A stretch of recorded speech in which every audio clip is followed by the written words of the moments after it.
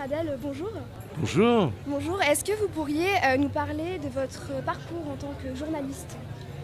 Alors c'est un parcours qui a forcément rien à voir avec le vôtre parce que moi j'ai commencé sur le terrain à une époque où il ne fallait pas forcément sortir d'une école de journalisme pour trouver du boulot, quoi, parce que c'est quand même ça le but des écoles de journalisme, c'est d'avoir une formation qui permette ensuite de s'intégrer dans une équipe, dans une rédaction, etc. Donc moi j'ai commencé sur le terrain. Voilà, en faisant des petits boulots à droite et à gauche. J'ai fait Sciences Po, et à Sciences Po, il y avait un cours sur la presse que j'avais suivi avec beaucoup d'intérêt. Et ça a été ma seule école de journalisme, si vous voulez, théorique, quoi. Et après, j'ai eu la chance, par hasard, d'être recruté par une structure néerlandaise qui était une radio internationale, qui s'appelait Radio Nederland, et qui était en train de bâtir leur section française. Donc ils avaient besoin de jeunes journalistes, voilà. Et ils m'ont pris à l'essai 3 mois, je suis resté 3 ans. Voilà.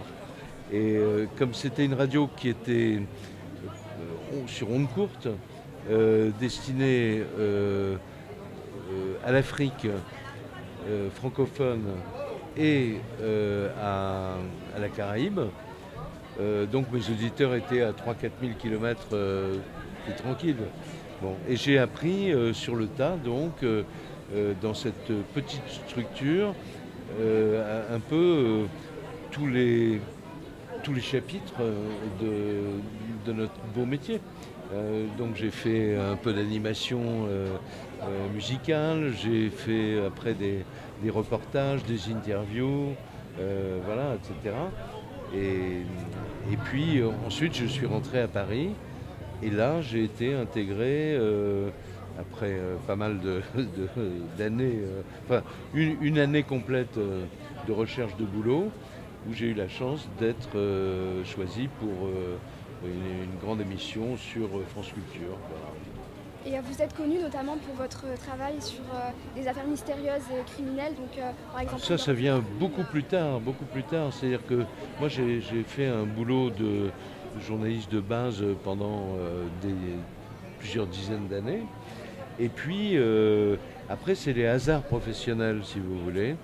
Donc j'ai passé un temps très long à France Inter, où j'avais fait déjà des émissions sur le mystère, il s'appelait à l'époque, l'émission s'appelait Vous avez dit étrange, voilà, mais j'avais fait beaucoup d'émissions sur les voyages, sur l'aventure, sur le tourisme également, et puis des émissions d'interview, de découverte, d'avoir une personnalité, et voilà. Donc en fait la bascule elle s'est faite lorsque je suis passé de la radio à TF1 pour une émission qui s'appelait Perdu de vue, où j'avais donc été choisi, là aussi un peu par hasard, parce que je connaissais la productrice et que je l'avais reçue à France Inter. Donc elle m'a appelé un jour en me disant bon, on a une idée, nous on pense que tu ferais ça plutôt pas mal. C'était Perdu de vue, voilà. Donc théoriquement c'était pour un essai de 3 mois et ça a duré 7 ans. Voilà. Et est-ce que vous pourriez partager avec nous une anecdote, par exemple le plus gros dossier qui vous a marqué durant votre carrière? Les dossiers, ils s'accumulent. Une affaire criminelle, vous voulez dire? Il y a une affaire criminelle qui s'impose parce qu'elle est restée malgré l'ancienneté dans tous les esprits, c'est l'affaire Grégory. Parce que l'affaire Grégory, c'est, j'allais dire, un cas d'école de ce qu'il ne faut pas faire, sinon on aboutit à un fiasco, ce qui a été le cas de cette émission, avec un juge incompétent, une enquête de gendarmes qui, à cause de l'incompétence du juge, n'a pas pu faire prospérer les preuves qu'ils avaient trouvées. Lambert, c'est ça? Voilà, bon. Et au-delà de l'affaire elle-même et de toute cette saga judiciaire, il y a quand même un couple, Jean-Marie Villemain, Christine Villemain, que je trouve absolument admirable parce qu'ils ont vécu le pire de ce que peuvent vivre des parents, que leur enfant, oui, la mort par assassinat de l'enfant. Et ils n'ont jamais baissé les bras. C'est-à-dire depuis maintenant 1984, ils continuent à se battre. Jean-Marie Villemain continue à écrire régulièrement aux magistrats je crois, de Dijon qui ont toujours l'affaire parce qu'elle n'est pas classée. Et donc je trouve formidable, avec tous les aléas. Il a tué quelqu'un, bon, enfin, je veux dire, il a été condamné pour ça, il a fait de la prison, mais en même temps, et elle a subi l'humiliation maximum parce que à un moment, la propre mère de l'enfant a été soupçonnée et accusée de l'avoir tué, quoi. Bon, c'est vraiment une affaire hors norme dans tous les sens du terme, quoi. Ça, c'est l'affaire vraiment qui m'a frappé le plus, voilà. Puis après, il y a des tas de raisons pour lesquelles une affaire marque,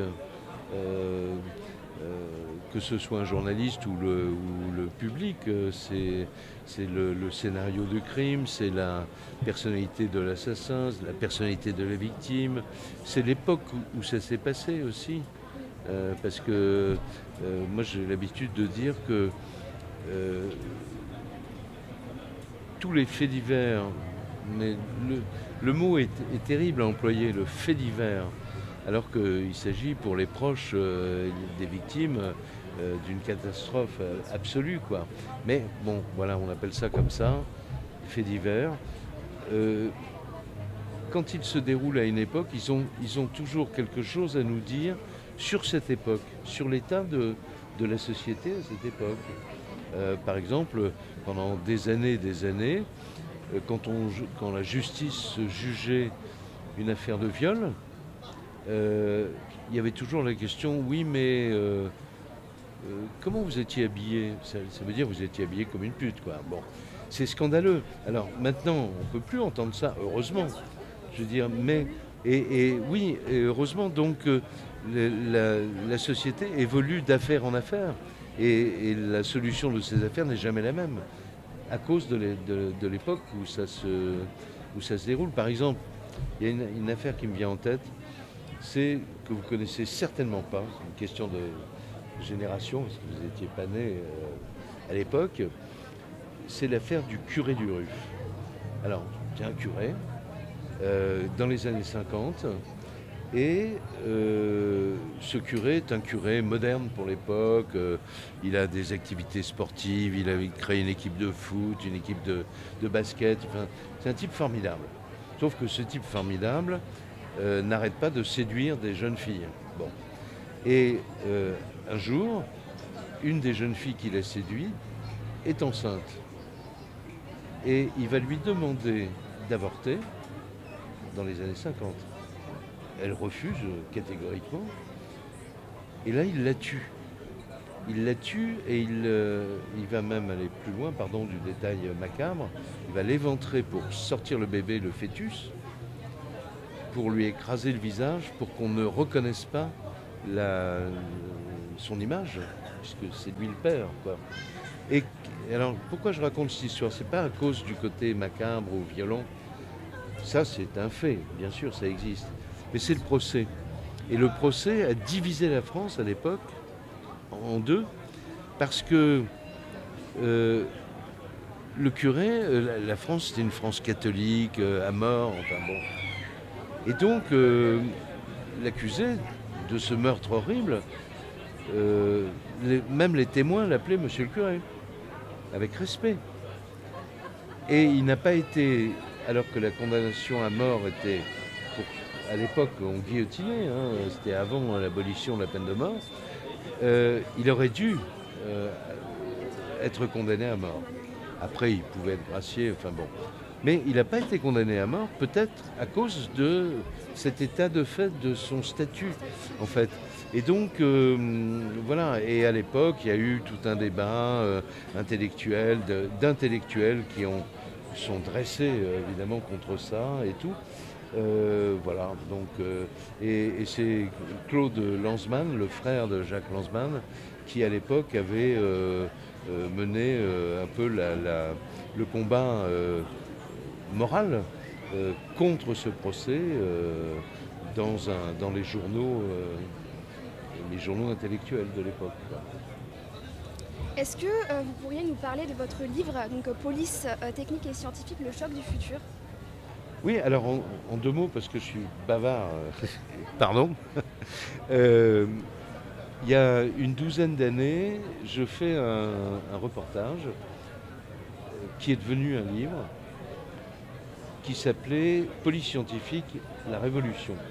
Alors c'était à la fois la révolution de l'ADN, mais c'était la révolution de la création de l'IRCGN, c'est les gendarmes en blouse blanche, parce qu'il y avait eu justement l'affaire Grégory, et qu'à l'époque, il y avait un ministre de l'Intérieur qui s'appelait Pierre Joxe, qui était de gauche, qui était socialiste, mais cet homme, quelle que soit l'idéologie politique des uns et des autres, est reconnu par toutes les idéologies comme un très très bon ministre de l'Intérieur. Et il a décidé, à cause du fiasco de l'affaire Grégory, à cause d'un autre fiasco qui s'est déroulé dans la police, la PJ, il a décidé que il fallait créer une vraie structure de police scientifique en France, voilà. Et il l'a fait. Et il y a eu Écully pour la police nationale, et il y a eu l'IRCGN qui est maintenant à Pontoise pour les gendarmes. Et ces structures sont devenues, en moins de 20 ans, l'équivalent du FBI, en fait. Quand même pas mal, hein. Voilà. Et dernière question, est-ce que vous pourriez donner quels conseils donneriez-vous tout simplement à un étudiant en journalisme qui souhaiterait suivre vos traces? Qui souhaiterait Suivre vos traces, par exemple? Il ne faut jamais suivre les traces. Je crois qu'il faut savoir qui on est, ce qu'on veut faire. Qui souhaiterait marcher dans vos pas plutôt? Ouais, voilà, bon. Mais d'abord faire une école de journalisme. Je suis désolé, mais c'est le premier conseil et le conseil le plus important. Parce que c'est là qu'on va avoir une formation, à condition que l'école de journalisme ne soit pas uniquement, permettre aux étudiants d'aller sur le terrain et de vivre quand il y a une actualité, de vivre cette actualité, de voir comment on la traite dans la presse écrite, comment on la traite à la radio, à la télévision, parce que ce n'est pas les mêmes traitements, évidemment. Voilà. Et puis, surtout, je dirais, même si ça fait un peu sentencieux, de croire en soi. Voilà. Et de ne pas toujours croire les autres. Parce que les autres vont vous dire, t'es comme ci, t'es comme ci, t'es comme ci, et il faut que tu sois comme ça, comme ça, comme ça. Mais ces gens peuvent se tromper. Donc voilà. Alors, il ne faut ne pas écouter les bons conseils des gens bien intentionnés qui finalement... parce que je trouve, moi, que la presse et la radio, la télévision, c'est un artisanat. C'est-à-dire qu'on rentre dans une structure, une rédaction, on va se taper les petits boulots les plus ceux qui ennuient les autres. Mais c'est bien parce que c'est pour la formation, c'est pas mal quand même. Et puis ensuite, on va évoluer parce qu'on va apprendre soi-même, on va comprendre soi-même ses limites ou ses désirs, et on va faire des propositions, etc. Donc voilà, pas trop écouter les autres, pas être sourd aux conseils, évidemment, mais et puis je crois que la chance fait partie du talent aussi. Voilà, bon, moi, il y a plein de trucs que j'ai fait. Parce qu'un jour, quelqu'un a poussé la porte en me disant « Tiens, tu veux pas faire ça ?» Voilà. Bon. Et ces gens n'avaient jamais entendu parler de moi spécialement. La chance fait que quelquefois, on est là au bon moment, avec la bonne proposition. Voilà. Merci beaucoup, c'est tout bon pour moi. Merci.